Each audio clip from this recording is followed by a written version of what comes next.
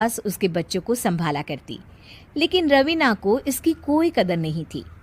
एक दिन रवीना अपनी माँ से फ़ोन पर कहती है, मम्मी क्या बताऊं, मेरी सास तो बिल्कुल अच्छी नहीं है। वो समझती नहीं है कि मुझे कितना काम करना पड़ता है। एक तो ऑफिस तक का लंबा सफ़र और फिर 9 घंटे लगातार काम। बैठे बैठे तो मेरी पीठ अकड़ जाती है। खुद तो सारा दिन घर में मज़े करती है, जब मन करा सोए, जब मन किया खाए। तभी उसकी सास वहाँ आ जाती है। अच्छा माँ, मैं बाद में आपको फ़ोन करती हूँ। जी मम्मी जी, कोई काम है क्या आपको? क्या हुआ?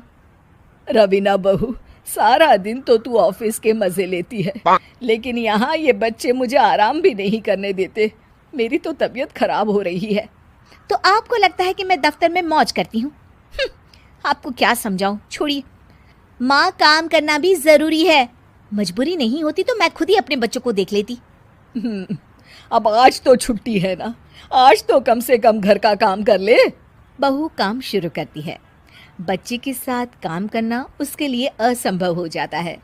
वो जाकर बच्चा सास को देती है और कहती है, मम्मी जी ज़रा बच्चा तो पकड़ लीजिए, मैं घर का काम कैसे करूं? जैसे मैं करती हूँ रोज बच्चे के साथ।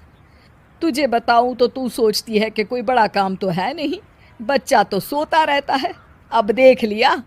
खैर, बस मैं यही तुझे समझाना चाहती थी। ला, बच्चा मुझे दे और काम कर। बहू मुंह बनाकर वहाँ से चली जाती है। वो मन में सोचती है, बात तो सही है, बच्चे के साथ घर का काम करना असंभव है।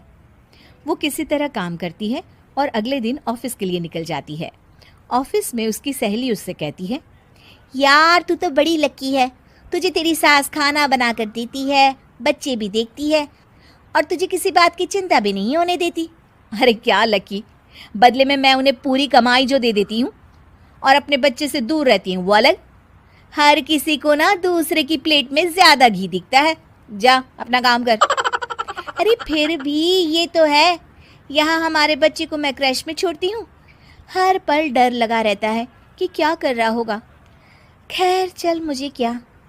बहू घर आती है तो देखती है कि उसकी सास उसके बच्चे को बड़े ही प्यार से खिला रही होती है। वो माँ को देखकर खुश हो जाता है। बहू मन में सोचती है कि बात तो सही है, सासू माँ सारा दिन काम करती है, मैं ऑफिस से आकर भी काम नहीं करती हूँ। वो सास के पास जाती है और कहती है, माँ जी थक गई आप? और क्या, सारा दिन चक्कर घीनी की तरह पूरे घर में घूमती रहती हूँ और अब उम्र भी नहीं रही। लेकिन चल, तू बता क्या हुआ, कुछ काम है क्या? बहू कुछ नहीं कहती, मुस्कुराकर वहाँ से चली जाती है। लेकिन अगले दिन सुबह सुबह बहू